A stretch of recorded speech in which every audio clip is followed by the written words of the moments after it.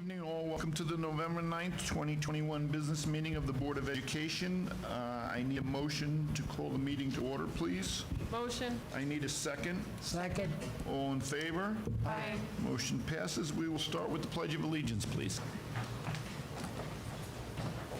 I pledge allegiance to the flag of the United States of America and to the republic for which it stands, one nation, under God, indivisible, with liberty and justice for all.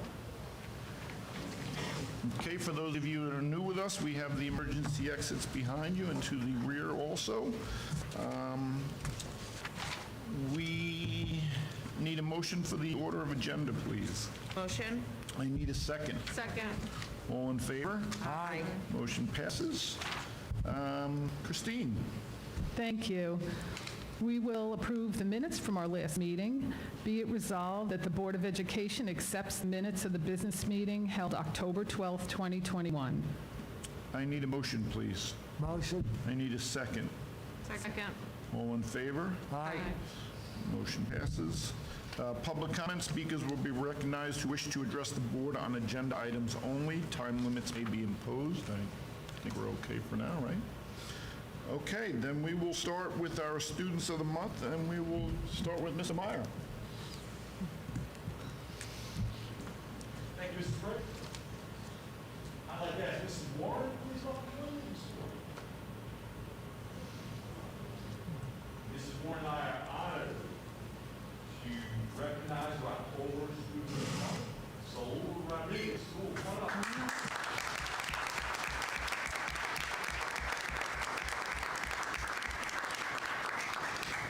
Displays all the qualities that a student of the month should have, both in and out of school. Saul is a very friendly boy who gets along with others and is well liked by his peers. For example, his classmate voted him to be the class Hampton Elementary School student council representative because he is hardworking and responsible. In school, Saul is very eager to learn and always tries his best. He really loves math. His favorite part is adding and subtracting with your group music, but he cannot wait to start the challenge of multiplication. The part of school day that Saul looks most forward to is going to specials like physical education, STEAM, and his all-time favorite, art. What is very interesting about Saul, and that is that we're celebrating Veterans Day tomorrow at Hampton Elementary School, and even as a third grader, he hopes to go into the military one day. And he'd like to become a pilot, and then his long-term goal is he would like to be an astronaut.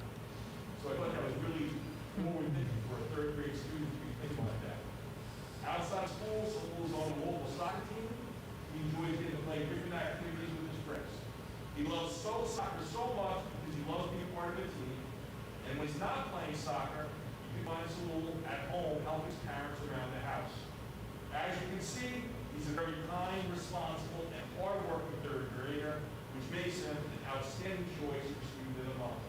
We're proud to have nominated Saul for October Student of the Month. There's no one who deserves it more. Congratulations.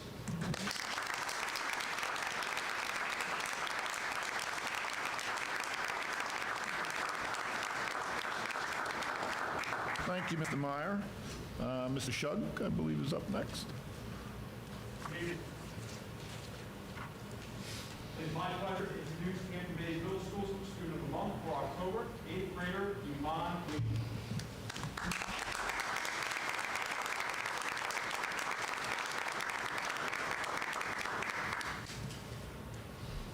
Iman's team of teachers on the ACC team has this to say about her.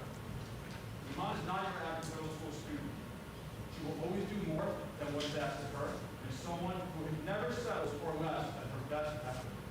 For example, if she needs to create 2 annotations, she will create 4. And when she's done with that, she'll spend the rest of the time helping her classmates. She demonstrates her knowledge each day through active participation and her leadership abilities and collaborative groups. Her positive attitude is clear, with her beaming smile evident each day.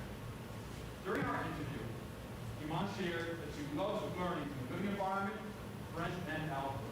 Her favorite class is with Ms. Wu because she enjoys the challenge of solving 2-step equations and solving for variables. As an added bonus, in Ms. Wu's class, the students are able to earn Blue dollars, which help promote learning through collaboration and competition, two things all middle schoolers like Iman love to do. Beyond the school day, Iman is an active member of the Middle School Student Council, Trian Honor Society, Foreign Language Club, and Art Club. Iman thrives on learning new things, especially when she can do it with friends and, in her words, while connecting with others. When not at school, Iman always enjoys time with her family, being helpful, especially time with her mom. She is proud to serve her community as well with beach cleanups that help keep our beaches beautiful and our ocean clean. Following high school, Iman aspires to work in the medical field, helping others in need, potentially as a doctor. She is eager to compete for scholarships and has an eye on attending Stony University. Dr. Iman Khalid. That's a nice ring. It does. Iman is an avid reader of history, especially enjoying books written by Matt Gates. Crafts, her favorite which being refugee. Her advice to other middle school students is this: do your best, keep trying, and don't quit. It's my pleasure to congratulate Iman Khalid as this month's Student of the Month candidate.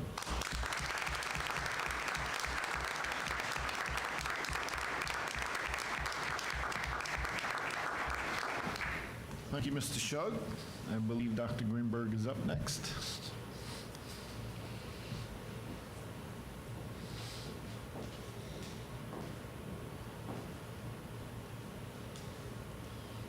Good evening, parents, students, Board of Education, Congressmen, and fellow colleagues. This round of the nomination comes from the English department. I'm pleased to announce that the recognition goes to Navi Hernandez Sanchez. Please come up.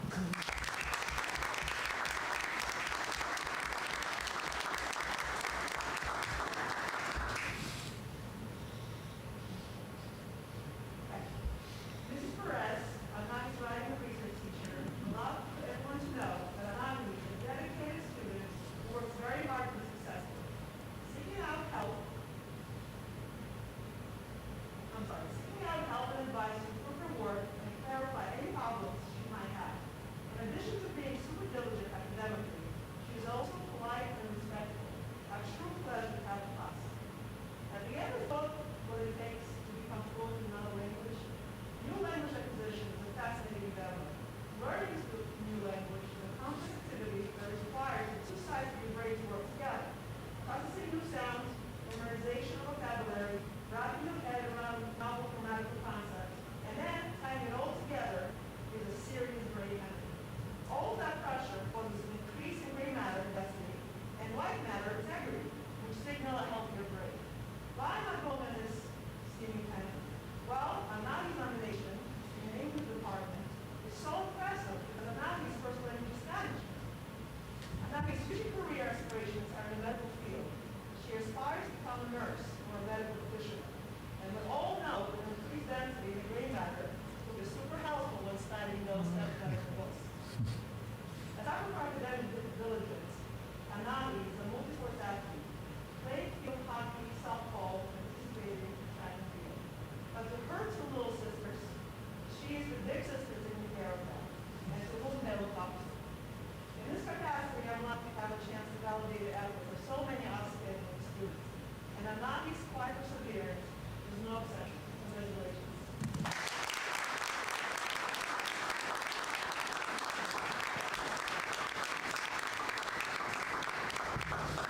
Thank you. We will move on to Mr. Clemenson.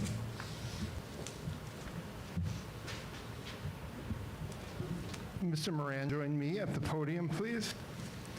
A few years ago, Mr. Moran, while attending grade school in Farmingdale, was Student of the Month once. And he, like these amazing Students of the Month, had great aspirations. And Mr. Moran's was to be the Director of School Safety and Transportation. And came to Hampton Bays and served in our police department and had a career here that has now ended into retirement, and we're here to celebrate him tonight. Mr. Moran retired from the Hampton Bays School District on September 30th after 17 years. 17, I did the math today. 17 years in the Hampton Bays school system as the Director of School Safety and Transportation. Prior to that, he served 26 years on the Southampton Town Police, in the Southampton Town Police Department. Probably when he started in Southampton Town as a police officer, the place was very different than it was when he retired. And the same is true for his time in the Hampton-based schools.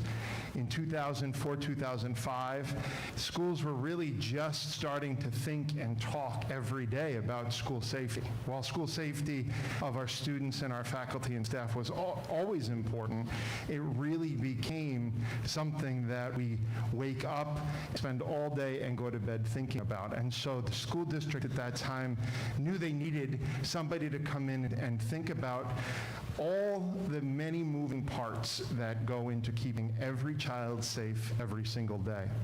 And Mr. Moran did that over the course of his time in Hampton Bays. We built a crew of aspiring and retired law enforcement officials who were our school security guards from morning, noon, and night, on Saturdays at special events all summer long, being the eyes and ears to keep our kids safe.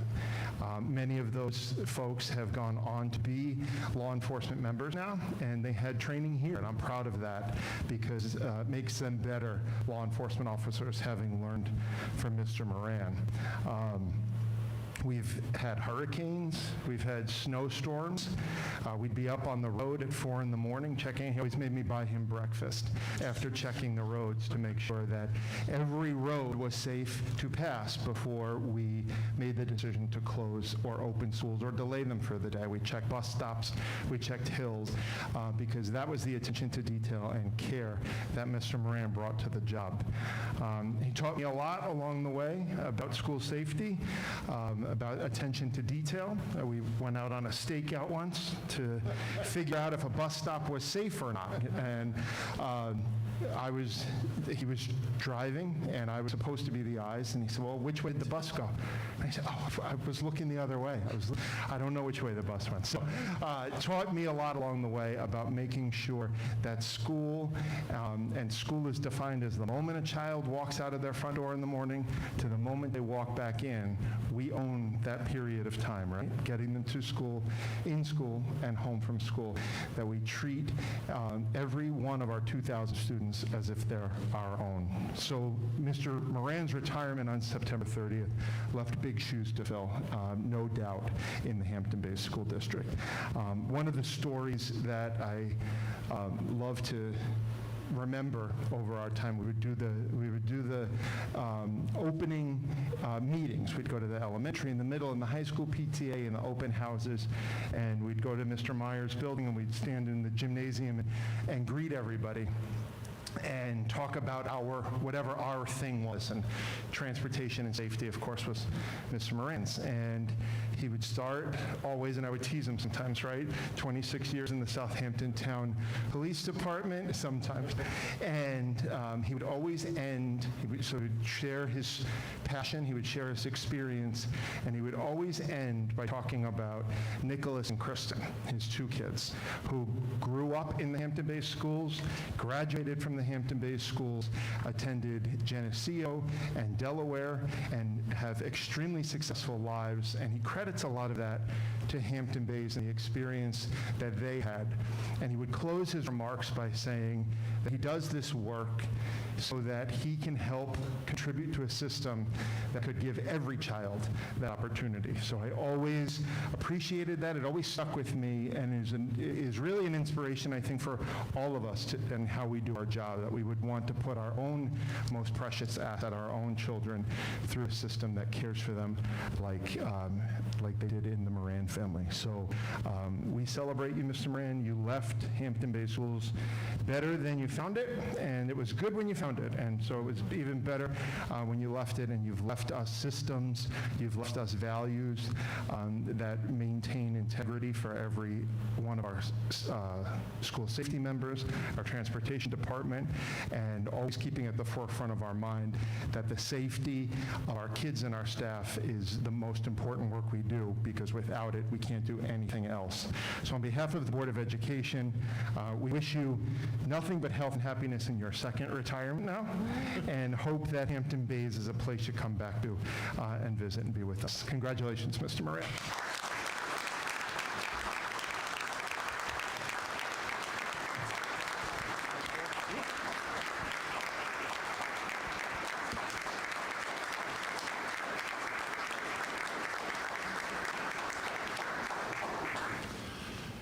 Thank you, Mr. Clemenson. He didn't leave me much to say. We have been 26 years a cop. I left and I never looked back. Truth. Here, we faced evacuations, fires, exploding tires, famines, locusts, plagues of all. You open your Bible, it's in there. And I still loved, most of the time, I still loved coming here to work every day. I would like to thank the board for assembling this group of administrators that are here, mostly behind me, but in this room, who are the most student, child-driven group I have ever had the pleasure to work with. As a community member, I say thank you. They are amazing, and it was a pleasure, a true pleasure to come here to work with them every day, and they each know what I think of them personally. I would also like to thank the board for allowing me to be a part of this experience. This has been a good part of my life, but it's time to go, and I thank you very much. Thank you.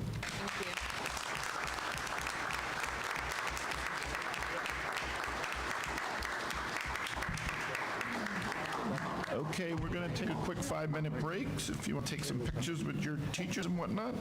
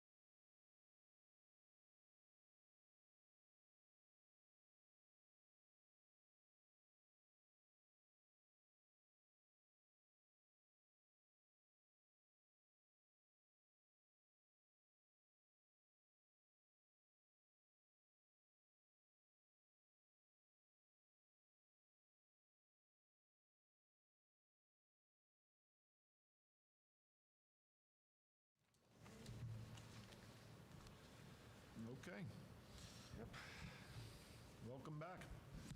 Mr. Clemenson. Good evening, everybody. A couple slides before the big act. Everybody's not here to see the superintendent's report. We're here for something much better. So make it snappy, Clemenson.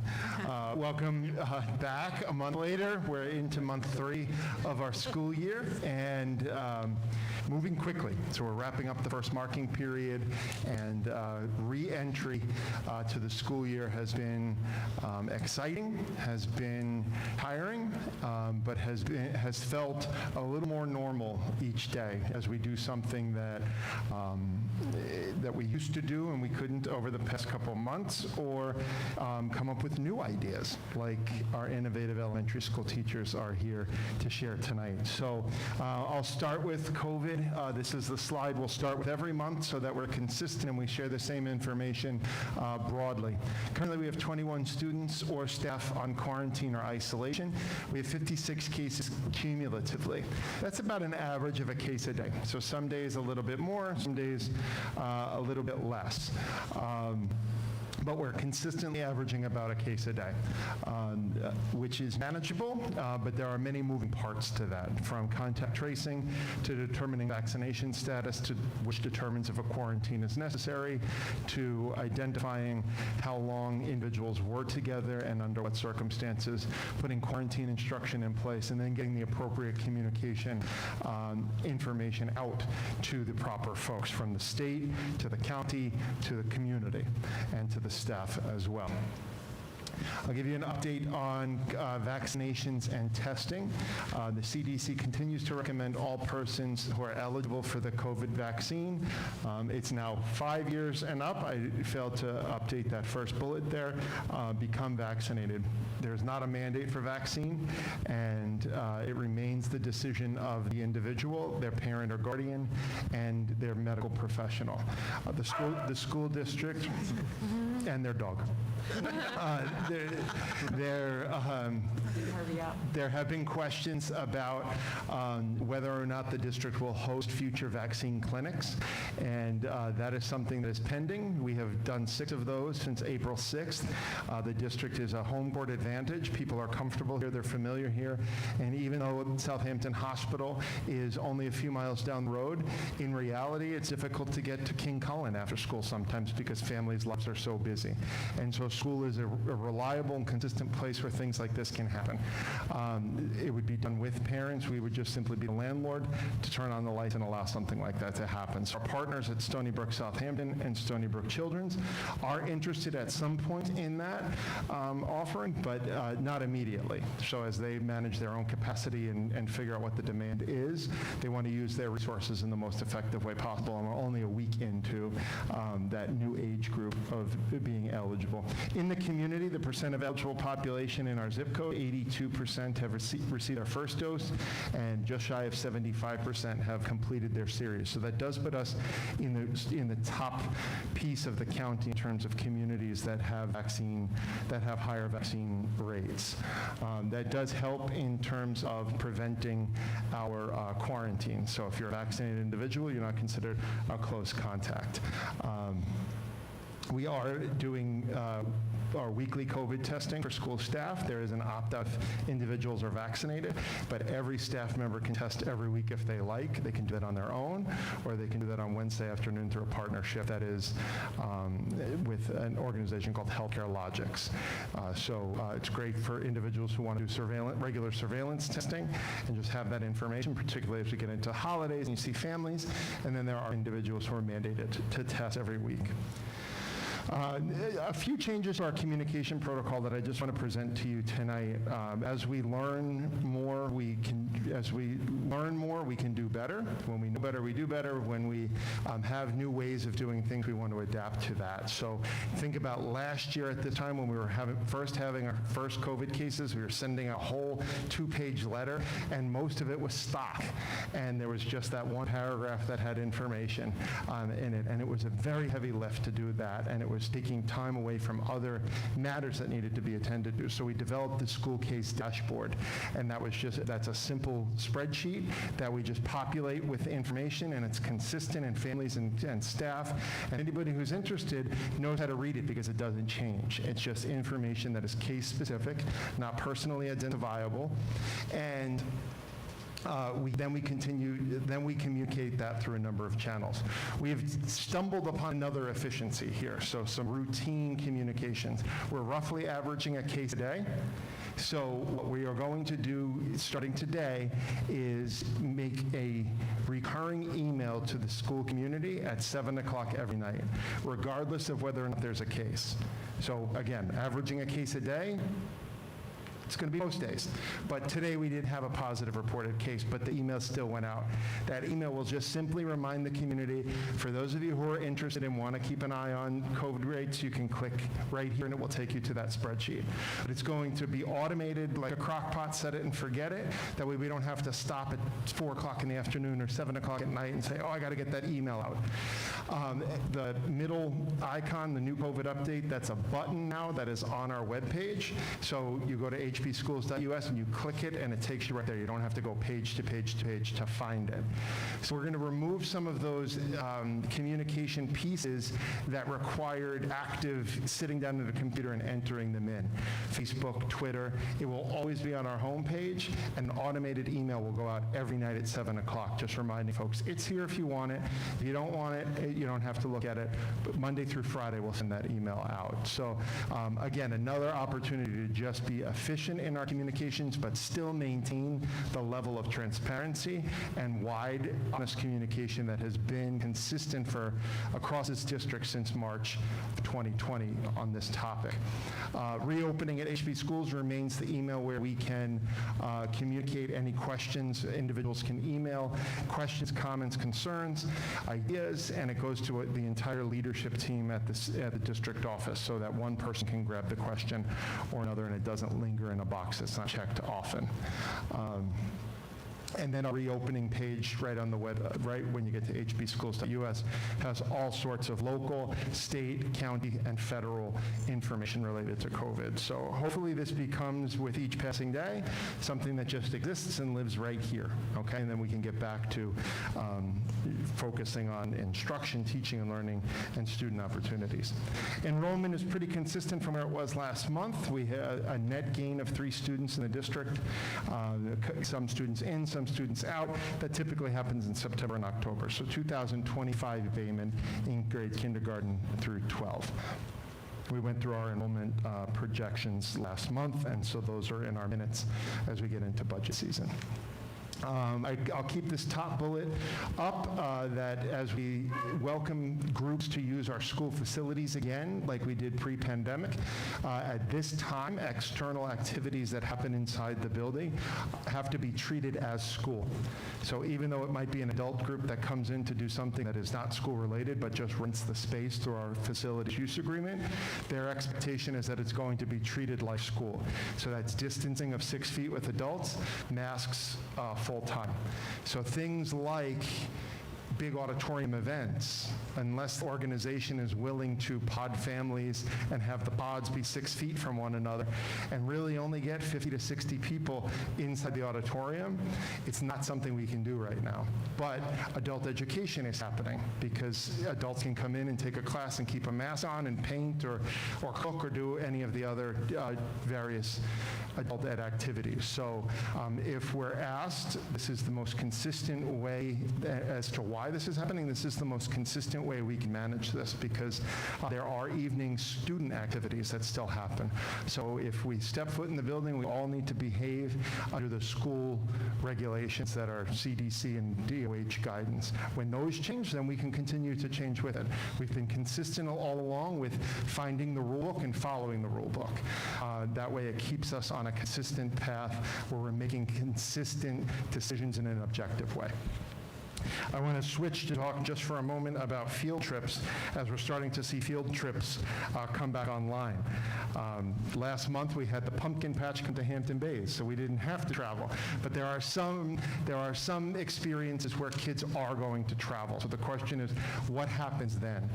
So in being consistent with how we have behaved during this entire pandemic, again, sticking with the rule book and being consistent with what state and local and federal guidance is at that moment, that is the approach that I'm recommending we take through our field trip policy as well. So in short, it would be treating school to the extent, treating the field trip to the extent that we can, treating it like school.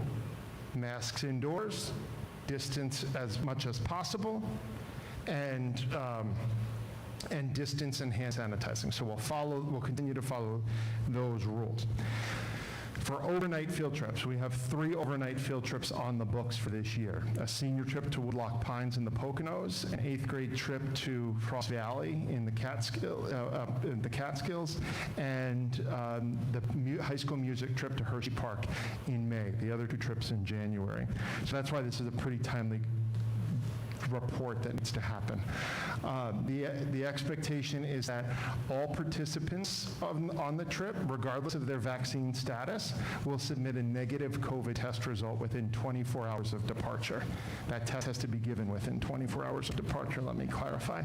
If a parent or a family can't obtain a test, we have applied for and been approved as a limited service laboratory by New York State Department of Health.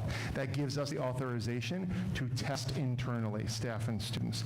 So if an individual can't get their own negative test result to submit before departure, one of our nurses is deputized essentially to conduct that nasal swab, obtain a negative result, and then we're good to go. Okay, and those numbers get reported to the state just like if you went to Go Health on a Saturday morning. All participants would need to submit a negative COVID test. Okay, we could do that in-house if necessary. Mask guidance would be followed if the students were on campus at school, regardless of what the mask guidance is for the destination. So Pennsylvania might have different rules. We're going to behave as though it's still Hampton Bays High School there. We'll do temperature screenings and health assessment each day to do symptomatic assessment. That's not a requirement, that's a little bit more so that we can just add another layer of assurance there that kids are healthy. In the event of symptomatic illness, parents are the expectation is that parents will come to the location to take their child home, okay? That's a heavy lift, and that's a commitment families need to understand because Hershey is a distance, the Poconos is a good 3 hours, and Frost Valley is even a little bit further than that. We will send a separate district vehicle with each trip as well, just in case there is a need to transport a student or a staff member to a medical facility or something like that. It's an unlikely situation, but we can't just jump on the Hampton Jitney bus that we put up there and drive it over there. It's better to have that 15-passenger van. That's Mr. Luce's van. It's getting well used, but we'll have that to accompany the buses on the field trip. Activities are being planned to limit the amount of intermingling. So Frost Valley, for example, if you're a student going to Frost Valley, in the past you found yourself in 3 different groups. Your dorm group in your cabin, and then you were mixed up a bit, and you had a meal group, and you were mixed up a bit, and then you had your activity group. The idea being to build relationships and connect with kids who you might normally not have connected with.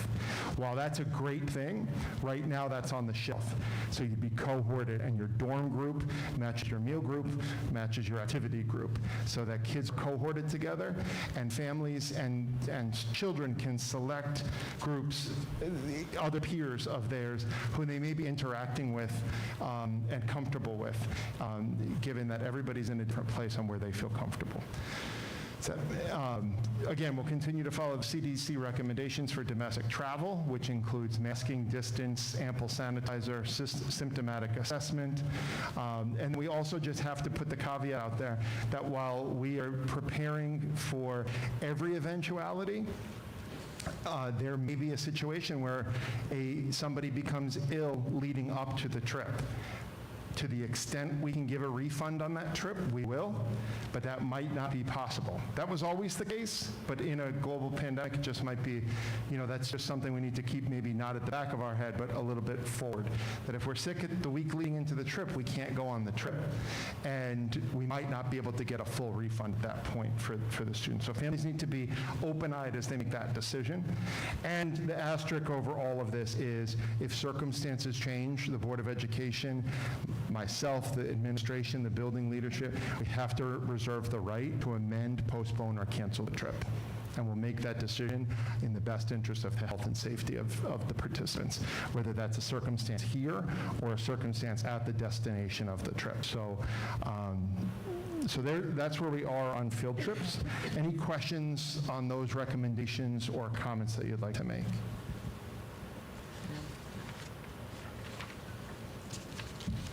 Okay. Just a couple of more items and then the main event. The Audit Committee is going to meet on Monday, November 15th to finalize the report of the independent audit for the last fiscal year. That has to get up to Albany by Monday night, and so the Audit Committee will hear from our auditors and their recommendations and comments on the closure of that report. So that time and location will be posted on our website. It is an executive session of the Audit Committee as the auditors give that feedback before it's a finalized report. The Board of Education will accept in public that audit report at the December meeting, and then, of course, it'll be posted on our website under District Finance.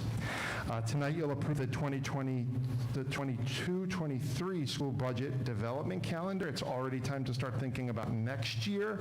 We just settled into this year, but we'll really get into that work at the beginning of January as the legislature convenes, and we advocate for their continued investment in state aid. That was a helpful development for us last year, and Governor Hochul and the legislature have indicated that that commitment will remain strong, which will only help to serve our programs and the tax levy, because we did not have to increase the tax levy last year, you'll remember, because of the increase in state aid.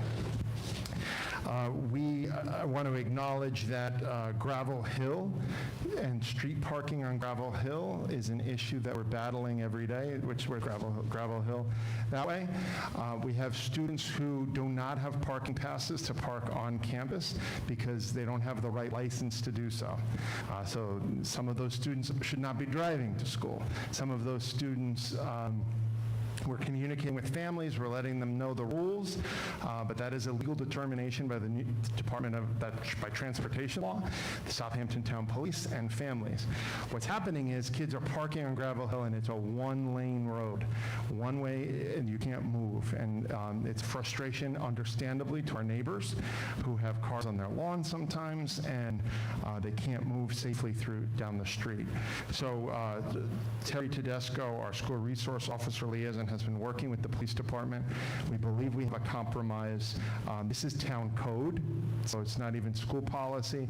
We can't just throw no parking signs up there because town code determines where you can have street parking and when. So written in the town code, Wakeman and Argonne, there is no parking or standing during school hours. That's written in the town code. On Gravel Hill, it's not. Therefore, it's legal to park. It's frustrating, but it's legal.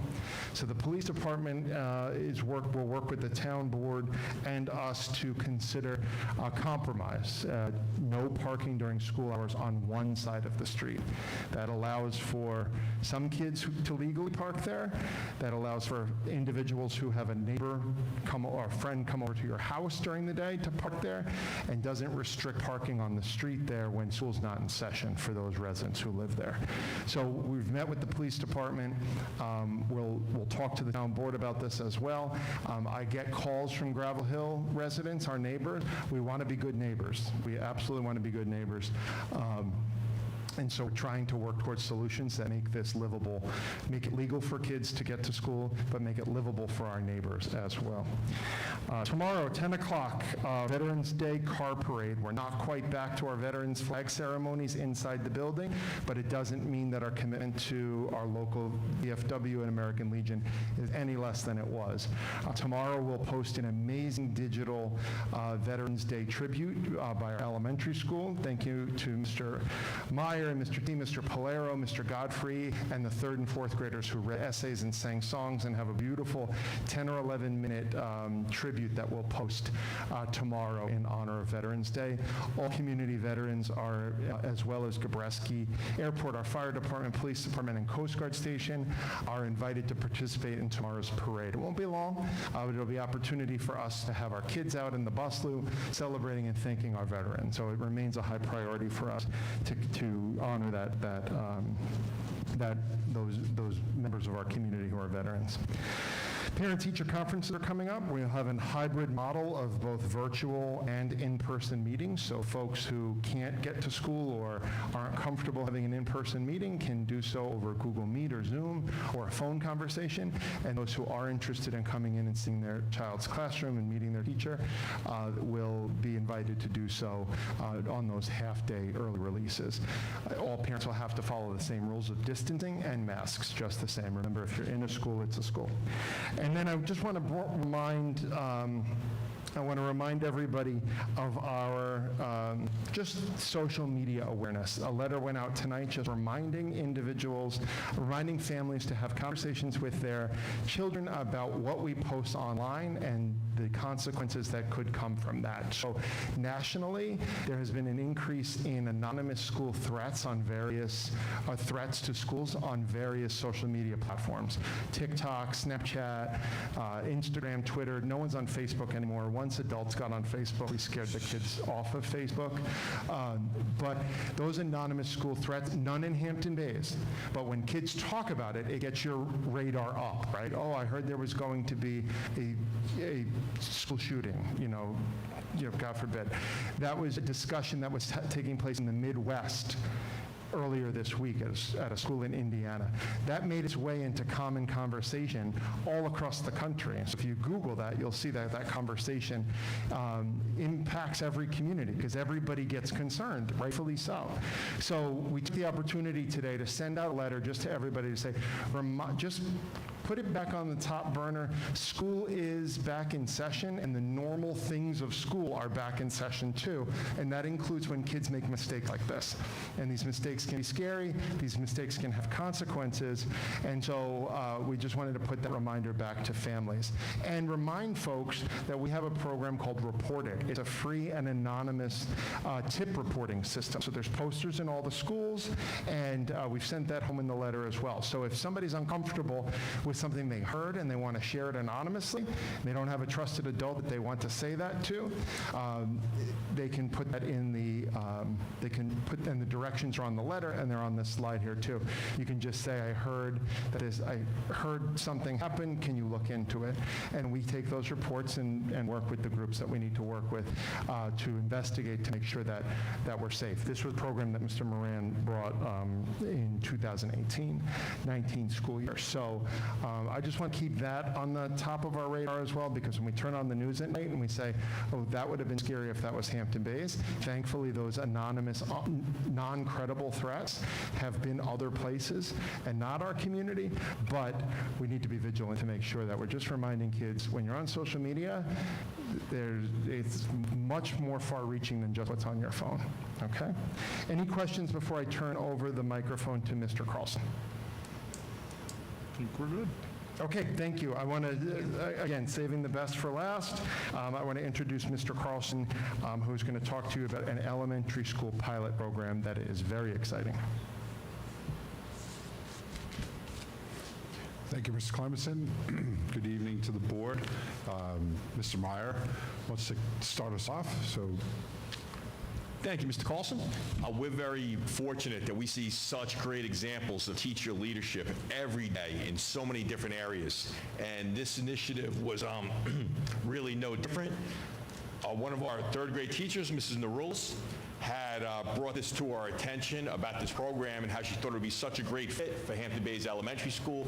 She gathered many resources on the subject, and then we did form a committee in the elementary school. And on that committee was Mrs. Brooke McKenna, Ms. Christy Botcher, Ms. Liz Scott, Ms. Nicole Narulis again, Michelle Ferguson, Ms. Pendlebury, Dr. Christina Samo, Teresa Della Pasta, Mrs. Jenkins, and Mr. T. And we really, I never in my career saw a committee that was so enthusiastic or so energetic for the same idea. Everybody absolutely fell in love with the idea of bringing therapy dogs into the school. Mr. Carlson went to work right away, as always, rolling up his sleeve, using his vast resources to get us as much information as he could about the program, even testimonials from his own family who loved the program. And he was able to get us involved with Mr. Lynch from Love on a Leash and Ray. And Mr. Carlson's going to take us through some more particulars of the program tonight, but I did want to say thank you to the staff members that are here tonight and all those that have committed to working with Love on a Leash at the elementary school. Mr. Carlson. Thank you, Mr. Mayor. So we want to thank Bob Lynch and Ray for showing up tonight. And so this is a pilot program that we're going to start off. Again, we want to say thank you to our committee for collaborating and getting information together so we could get to this point and start to see dogs, right? Bob Lynch, who's here in the audience, we appreciate you coming out this evening to share Ray in this experience as well as answer any questions later on.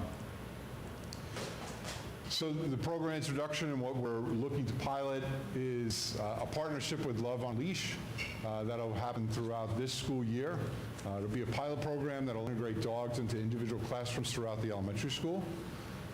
After this initial pilot, the success of the program and partnership will be assessed by the building level team along with district administration and determine next steps in respect to a continuation and expansion of the program. You'll see here there's various other team members of Love on a Leash.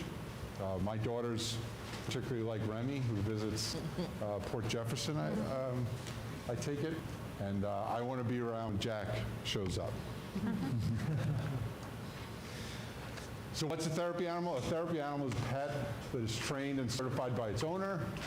As a team, they provide comfort and stress relief in a variety of situations. A therapy animal's primary function is to brighten someone's day, as we all experienced when we entered our Board of Ed meeting tonight. Therapy animals visit schools, nursing homes, hospitals, private residences, and provide comfort and happiness. We are going to attempt to play this video. If the audio isn't heard by us in the audience, we'll cut it short, but this introduces the program as well as some of the benefits. On a weekday afternoon at the Georgina Cole Library in Carlsbad, one of the biggest stars of Love on a Leash arrives in his SUV. All right, let's go. Good boy, we're going to work. Ready to go to work? Gonna go see some friends. Bosley is a 170-pound English Mastiff. His head is as big as a watermelon. If he growled at you, you'd probably have a heart attack. But Bosley would never growl at anyone. He's as gentle as they come. Wait for me, wait. And so are the other Love on a Leash dogs, like Zuni and Pixie. Today's mission, to sit quietly and let kids read to them. Hi. These dogs bring a smile to everyone's face. After all, that's their job. They're therapy dogs. Unlike service dogs, which are trained to perform tasks for people with disabilities, therapy dogs are trained to just be sweet companions. Zuni's owner, Bonnie Biggs, says therapy dogs need to have a certain temperament. Dogs that pretty much are happy to be around people, that aren't aggressive with other dogs because they do visits together. So you've seen that a number of dogs do this visit. And that love children, and love old people, and love all kinds of people. You might say they're in the love business. They give it and they get it in return. Big says there's actually some science behind the feeling you get when you're around a friendly dog. It involves the hormone oxytocin. When you pet a dog, they have measured increased levels of oxytocin, which is an affiliative hormone. You feel comfort, safety, affection, and love when oxytocin is going through your body. They're now finding that there's a feedback loop between dogs and people, so that the dog is also showing increased levels of oxytocin in their body when they're being petted. All of the people involved with Love on a Leash are volunteers. There are 700 members in San Diego County and more than 2,000 nationwide. At this event, while the kids practice reading aloud, the dogs just hang out and listen. Children's Services Library Assistant Kylie Seal says the dogs don't criticize anyone. They're not like, oh, this is how you pronounce that word. They don't even know their ABCs, so they're not going to test you on anything. The dogs don't fight, bite, or bark. You never hear a peep out of them. That's because they've been exceptionally well trained. Each Love on a Leash dog has to know all of the basic commands like sit and stay. They must also pass a rigorous evaluation by a certified dog trainer. Then they must go on 10 supervised visits to prove that they can get along with other dogs. Melissa Cantanilla says Bosley's first visit was a disaster. We went to a VA hospital, and he wasn't quite clear about what his job was. And he pulled me through the hospital. It was kind of a mess. He saw other dogs there, and he thought he was there to play with the other dogs. But after the 10 visits, he got it. He understands that. We put on the vest, we put on the bandana, we're going to go to work, and he knows his job is to do this. The Brookdale Assisted Living Community in Oceanside is another frequent stop on the Love on a Leash circuit. Brookdale residents just love the animals. One resident, Robert Albert, is prompted to sing the praises of a dog named Daisy. Daisy, Daisy, tell me your answer true. I'm half crazy over the love of you. Every Tuesday afternoon, a big group of Love on a Leash dogs visit the Wounded Warriors Battalion at Camp Pendleton. This battalion is made up of some 150 Marines who are recovering from serious injuries. They have to put in a lot of work to restore their health. Corporal Caden Gossard says the dogs are a big help. A lot of guys here are just always suffering. I know I am. It's a hard time on your own, trying to get better, but it kind of brings memories of home. Memory of how much you loved when you had a dog at home. It just makes you feel better inside. Bubba, a chocolate lab, is a big hit here. His owner, Marion Knowles, says she loves coming to the base. It's so neat when you see the Marines getting down on the floor with the dogs and just giving and receiving love. It's really, really cool. It makes the day. Knowles says she recently took Bubba to see some friends who were going through a rough patch. She says a little time with Bubba did the trick. Better than drugs, I would say. It really is amazing. Kenny Goldberg, KPBS News.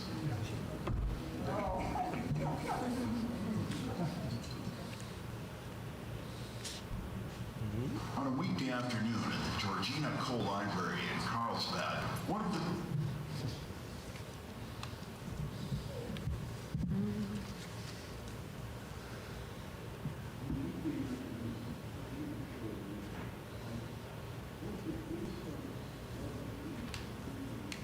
So some of the benefits for therapy dogs are physical. They help reduce blood pressure and can help with pain management. They have social benefits. Visiting therapy dogs promote greater self-esteem and focused interaction between students and teachers. It is empirically proven that therapy dogs stimulate memory and problem-solving skills. And there's an emotional and mental health benefit as well. A recent national survey of adolescents' mental health found that about 8 to 10% of teens 13 to 18 have an anxiety disorder. And therapy dogs are used to lift their moods in the classroom and provoke laughter. And therapy dogs are also there to offer friendship for a shoulder to lean on for students.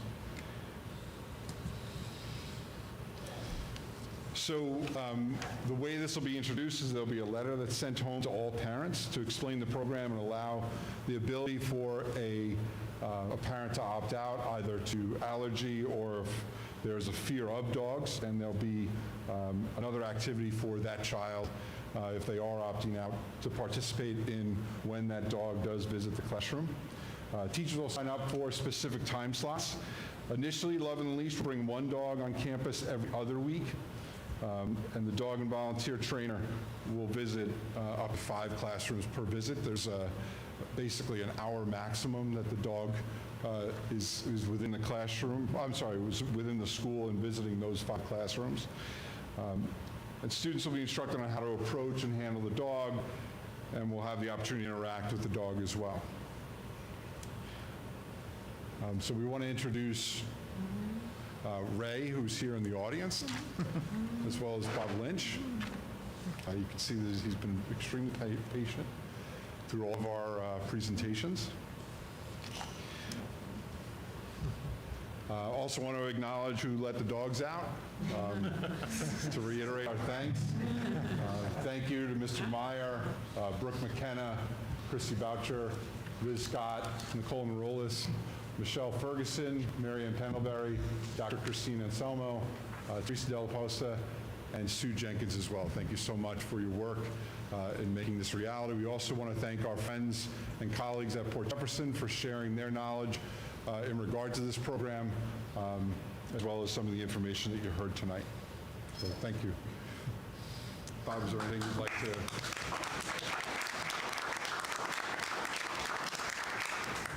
Just a couple of things. I've been called a lot of things, but never the main event of the evening. So this is a first for me. If you noticed, Love on a Leash is more than just the name of the organization. We never let go of this. The dog is always under our control whenever we go visit.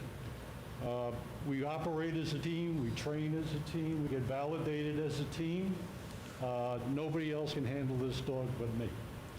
And with the other handlers who may show up from time to time, it's the same way with them.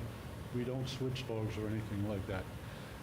We rely on the teachers to tell us any student who is uncomfortable with dogs. There's a difference between being terrified of dogs and being uncomfortable. Eventually, we will win over the uncomfortable ones, but there's not much you can do if somebody's had a bad experience with a dog. So we'll make arrangements to avoid that or segregate that student in some way or another. All of our handlers are fully vaccinated.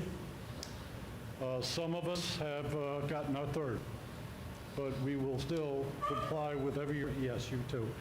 We will comply with whatever protocol you establish, and Port Jefferson's masks. And if we do run across a handler who's not vaccinated, we'll have a PCR test done within 2 days of a visit.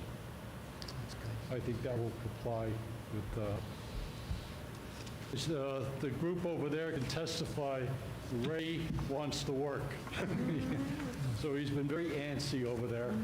He's ready to show up and ready to make his students feel good. Generally, we spend about 15 minutes in each class. We don't want to disrupt the school day. Having the dog around is disruptive. We understand that. But the students, I think, will be better off for it. Do you have any questions of me? I'm looking forward to this. This is going to be fun. Well, what does that 15-minute visit look like in a classroom? Like, does Ray go around to kind of each kid at each desk? Like, how does that work? It depends. At Port Jefferson, it's a combination of indoor and outdoor activities, but their classrooms have easy access to an outdoor venue. So I don't know if that's the case here. I haven't seen the school. Actually, it's been 20 years since I've seen the school. My in-laws live here in Hampton days. All of their kids grew up and went to the school. So it's like old home week for me. Let's see, that's about it. The way this works, It's a trust thing between the dog and me. The dog trusts me not to put them in any danger, and that frees them up to do what dogs do. I don't have no idea how they do it. Someday we're going to figure it out. But Ray's got 3 breakthroughs in his portfolio of returning veterans who never came home. Ended up staying in a home in Yaphank.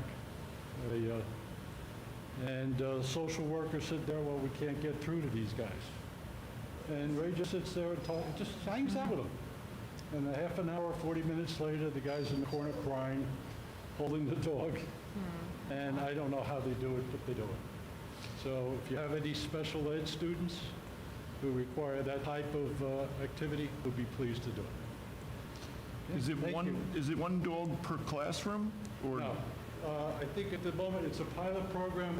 It's going to be me. Okay.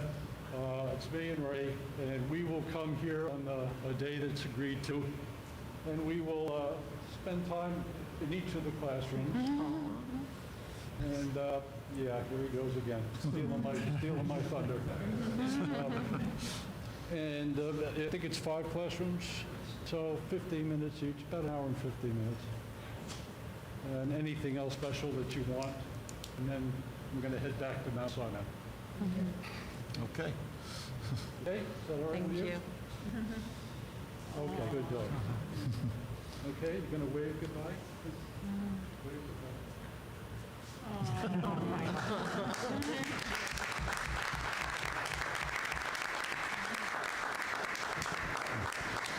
Thank you again, and thank you, Bob, for all that you do. It's an amazing volunteer organization, so thank you. Thank you, Mike. Thank you all, actually. It's great, looking forward to that. Okay, we will continue on, get to the easy part here. We're going to do a consent agenda from 4A to 4H. I need a motion. Motion. I need a second. Second. All in favor? Aye. Motion passes. Student services, unless there's any questions, 5A only, I need a motion. Motion? I need a second. Second. All in favor? Aye. Aye. Motion passes. We'll consent for 6A to 6K. Need a motion, please. Motion? I need a second. Second? All in favor? Aye. Motion passes. 7A, any questions? If not, we need a motion. Motion. Motion? Need a second? Second? Okay, motion passes. Public comment. Persons may address the Board of Education on any matters of interest or concern. The board president will recognize all speakers. Time limits may be imposed based upon agenda needs. I think we're all good here. All right, with that, I need a motion to adjourn the meeting. Motion. I need a second. Second. Meeting is adjourned. Motion passes. Thank you all, and have a good night. Thank you. Thank you. Thank you.